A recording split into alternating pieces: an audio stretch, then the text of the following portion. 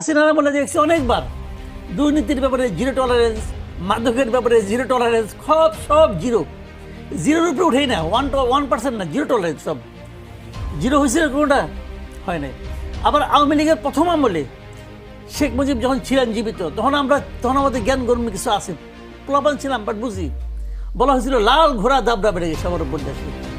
তো এই সমস্ত লাল ঘোড়ারই এগুলি বিভিন্ন রকম সংস্করণ, এবং এটা কোনোটারই ফল শুভ হয় না। সবগুলির ফলে কিন্তু মর্মান্তিক ফল হয়েছে। সবগুলির মূল লক্ষ্য ছিল বিরোধী মতকে দমন করা, সবগুলি, একটাও মিস নাই। তো এখন আগামীতে কি হবে এবং কি হবে জানি না, তবে ফল যে শুভ হবে না এটা আমরা অতীত অভিজ্ঞতা থেকে বলতে পারি। শেখ হাসিনা কি সচিবালয় ছিলেন না? ছিলেন। তো এখনো তো এই দিন শুনি এই একজন বাদ দিচ্ছে, সে একজন বাদ দিচ্ছে, মানেটা কি?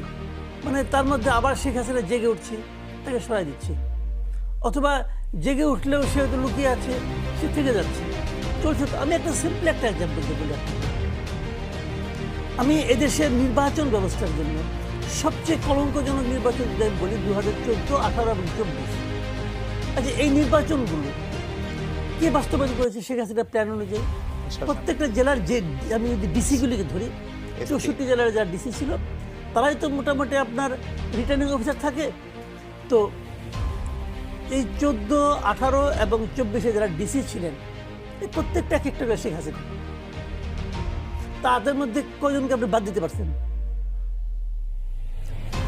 দেখেন যে খুঁজে কয়জনকে বাদ দিতে পারছেন? সব তো রয়ে গেছে। এখন জিজ্ঞাসা করে দেখেন, এখন সবাই এক একটা করে ডক্টর ইউনূস হয়ে গেছে। আবার যখন বিএনপি ক্ষমতা আসবে, সবাই এক একটা করে তারেক রহমান হয়ে যাবে। এই যে গিরগিটিগুলো, যারা নাকি প্রয়োজনে এদের গায়ের রং বদলাচ্ছে, এটা তো বড় শেখ হাসিনা, ঠিক না? তো এদেরকে আপনি সরাতে পারছেন? তার মানে ওই পাতা ফাঁদেই রয়ে গেছে, সবাই যার যার মতো আছে, যার যার মতো কাজ করছে। এবং এই কাজটা আসলে কি কাজ? এই কাজটা কার সুবিধা হবে? বিএনপির সুবিধা হবে না আওয়ামী লীগের সুবিধা হবে? নাকি আওয়ামী লীগ এটা চালাচ্ছে না বিএনপি চালাতে চাইবে? এগুলো কিন্তু ইম্পর্টেন্ট না আমার কাছে। আওয়ামী লীগের যে বিএনপি এলো কি এলো না, আমার কিছু যায় আসে না ভাই। ইউনূস 6 মাস থাকলো না 6 বছর থাকলো, আমার কিছু যায় আসে না। আমার কথা হলো, সাধারণ মানুষের কি অবস্থা, এটা বলেন। যে সাধারণ মানুষের অবস্থা ভালো হতো না, তাহলে কিন্তু 6 মাস 1 বছর নিয়ে কেউ আলোচনা করতো না। একটা কথা মনে রাখেন, সাফল্যের কিন্তু কোনো ব্যাখ্যা লাগে না। ধরেন আপনার ভাঙাচোরা দল নিয়ে ক্রিকেট খেলতে পাঠাইলেন, এই দলের প্রত্যেকটা প্লেয়ার নিয়ে আপনি আলোচনা করলেন, এইটা ভালো হয় না, উইকেট কিভাবে ভালো হয় নাই, এই ভালো ফিল্ডিং করতে পারে না, এ তো ভালো ব্যাট ধরতেই পারে, অনেক কাহিনী বললেন। এই টিম যখন জিতে আসবে তখন কিন্তু আর কোনো পোস্টমর্টম হবে না, ওইটাই সাফল্য, তখন সবাই ভালো। তখন আমরা বলবো কি, এই ভাঙ্গাচুরা একটা উইকেট কিপার ছিল বলেই কিন্তু দলটা জিতছে, এটা একটা স্ট্র্যাটেজি। তো ডক্টর ইউনূস যদি দায়িত্ব নেওয়ার পরে গত 6 মাসে দেশটাকে ভালো চালাতে পারতেন, যদি মানুষের মধ্যে স্বস্তি আনতে পারতেন, মানুষ যদি বলতো বাহ, এখন বাজারে গেলে কোনো চাঁদাবাজি নাই, বাজারে যে কোনো ঝামেলা নাই, আমার টাকা পয়সা এবং বাজারের মধ্যে মানে সমন্বয়টা হচ্ছে, তাহলে কিন্তু ইউনূস কয়েকদিন থাকবে না থাকবে কেউ মানে চিন্তাই বলতো গেলেই থাকুক। আপনি ডেভিল্যান্ড তখন শুরু করলেন যখন ডেভিল্যান্ড কেউ নাই। ডেভিলটা চলে যাওয়ার পরে এখন আপনি ডেভিল হান্ট করতেছেন, সবাই তো জানে কে কোথায় আছে। ডেভিলদেরকে যারা যেতে দিল তাদেরকে হান্ট করা হবে, মানে বড় ডেভিল নাই, ছোট ডেভিল নিশ্চয়। ছোট তো ডেভিলই বলি না, চুনোপুটি মেয়ে লাভ কি?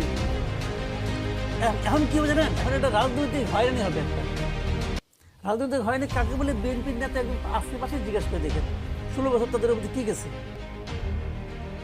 এটা কোনো ভালো কথা না। আপনি একটা কথা মনে রাখেন, আমি একটা কথা বলি আপনাকে। মহাত্মা গান্ধী একটা দারুণ কথা বলছিলেন যে আমরা যদি চোখের বদলে চোখ নেওয়া শুরু করি, একসময় পৃথিবীটা অন্ধদের পৃথিবীতে পরিণত হবে।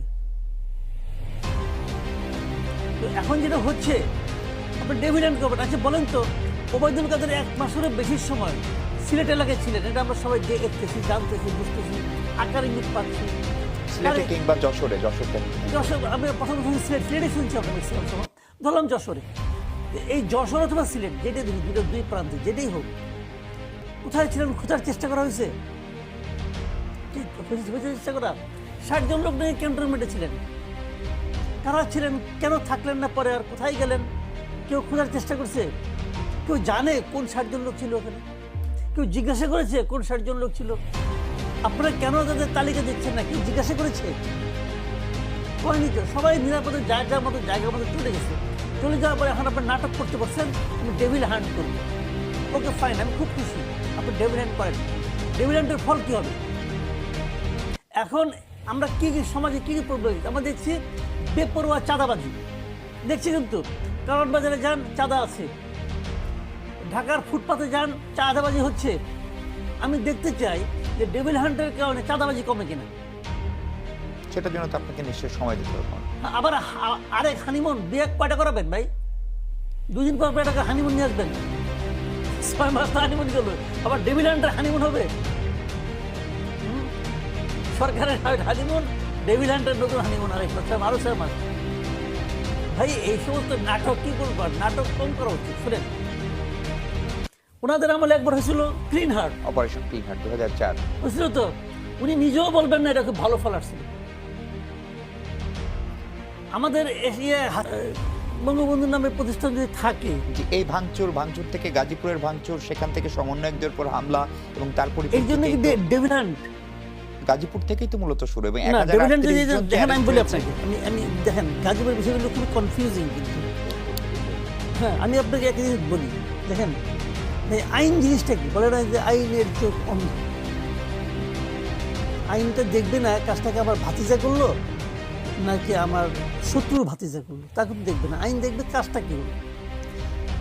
আমি আজীবনের পয়েন্টটা একটু উল্লেখ করি এখানে, এটা প্রাসঙ্গিক যে আর যেটা অতি সাম্প্রতিক, যেহেতু মোজাম্মেল হক সাহেবের বাড়ি ভাঙা হচ্ছে জেনে ওনারা ব্যাটারি চালিত রিক্সা যোগে, 4টা রিক্সা যোগে 40-50 জন লোক সেখানে চলে গেছেন থামাতে। মোটামুটি এখান থেকে ভাড়া প্রায় 150 টাকা ভাড়া, মানে একদম কাছে না, কিন্তু দূরেই তারা চলে গেছেন। যেভাবে থামাতে যে পরে তারা বুঝতে পেরেছেন, এটা ওদের ভাষ্য, বুঝতে পেরেছেন এটা একটা ট্র্যাপ ছিল, এবং তারপরে তারা ভেতরে যখন ঢুকেছেন তখন মাইক যুগে তাদেরকে আক্রমণ করা হয়েছে, সবাইকে ডেকে এনে মারধর করা হয়েছে। তার মানে ওনাদের মধ্যে একটা চেতনা কাজ করে যে সেটা মোজাম্মেল হক তো স্বৈরাচারের দোসর, কোনো সন্দেহ তো নাই। হাসিনা সরকারের সবচেয়ে সিনিয়র মন্ত্রী ছিলেন উনি, হাসিনার পরেই তাকে বিবেচনা করা হতো সিনিয়রিটির দিক দিয়ে।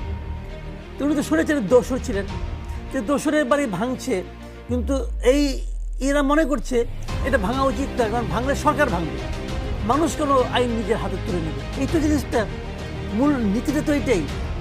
যদি এটাই হয় তাহলে যখন অন্যগুলি ভাঙলো, গত 3 দিন ধরে যে তাণ্ডব চললো, তখন ওনারা কোথাও থামালেন না কেন? কেন থামালেন না? ওটা তো ঘোষণা দিয়ে গেছে আজকে ভাঙা হবে, বুলডোজার মিছিল হবে। আচ্ছা ভাই, বুলডোজার জিনিসটা কি? আপনার বাসায় কি একটা বুলডোজার আছে নাকি? আপনার বাসায় আছে? আপনার বাসায় আছে, তাই তো? এটা তো সবার বাসায় একটা করে যেরকম ঝাড়ু থাকে, এরকম একটা বুলডোজার থাকে, তা তো না। বুলডোজারটা কোথাও না কোথাও থেকে নিতে হয়। কোথেকে নিচ্ছে বুলডোজারটা? কে দিচ্ছে? সিটি কর্পোরেশন দিল কোন আইনে? সিটি কর্পোরেশন তবে আমার আপনার ট্যাক্সে চলে। সিটি কর্পোরেশন বলুক তো একটা বুলডোজার সে কতগুলো স্টুডেন্টের হাতে কী করে দেয়? গভর্নমেন্টের কোনো অর্ডার আছে দেওয়ার? কী করে দিল? বৈষম্যবিরোধী ছাত্র আন্দোলন তখন তাদের চেতনা জাগ্রত হয় নাই, তখন ফেরতে গেল না কেন? কেন গেল না বলেন, আমার বোঝান ভাই। একদিনের ব্যবধানে কিছু হতে পারে না। ইউনুস সাহেব তো বলছি এটা ঠিক না, উনি তো বিবৃতি দিয়েছেন, ওনার অফিস বিবৃতি দিয়েছে, উনিও বিবৃতি দিয়েছেন, এটা ঠিক না। যেটা ঠিক না সেটা কালকেও ঠিক না, সেটা আজকেও ঠিক না, ঠিক তো না? তো ওরা থামালেন না কেন? তখন এরাই বা তখন কী করলো? এখন যে 3টা-4টা নিয়ে আপনার টেম্পো নিয়ে চলে গেলো ওখানে, কেন ভাই? এগুলো সরলে মানে কথা হলো কি, এক এক ক্ষেত্রে এক একটা তো হবে না, একরকম হতে হবে। যদি ডেভিল হ্যান্ড করতে হয়, ডেভিল হ্যান্ড করতে ওখানে আপনার পুলিশের অফিসারকে আপনি করলেন, সাসপেন্ড করলেন। ধানমন্ডি থানা পুলিশ অফিসারকে সাসপেন্ড করেন না কেন? ধানমন্ডি ওসিকে সাসপেন্ড কে কারণ করেছেন না? তারা তো দায়িত্ব ছিল ফেরানো, উনি চেষ্টা করছেন। আমি চেষ্টা করছি, আমি পারলো না কেন? পারলো না কেন বলেন?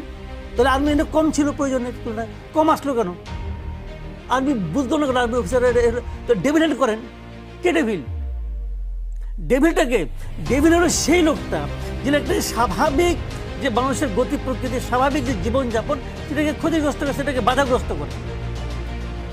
কারণ ওই দিনের ঘটনা, ওখানে রাস্তাঘাট যারা যাতায়াত করেছে, যারা শেখ হাসিনা হচ্ছে, এরা শেখ মুজিব, কারোর সঙ্গে তাদের কোনো মাথা ব্যথা নাই। তারা ভাই সারাদিন অফিস করে বাইরে যায় ভাত খায়। ওই লোকগুলো জন্য ঘন্টা ঘন্টা আটকে থাকলো, এর জন্য দায়ী কে? তো এগুলো যখন বলবেন, যখন সবগুলি বলবেন।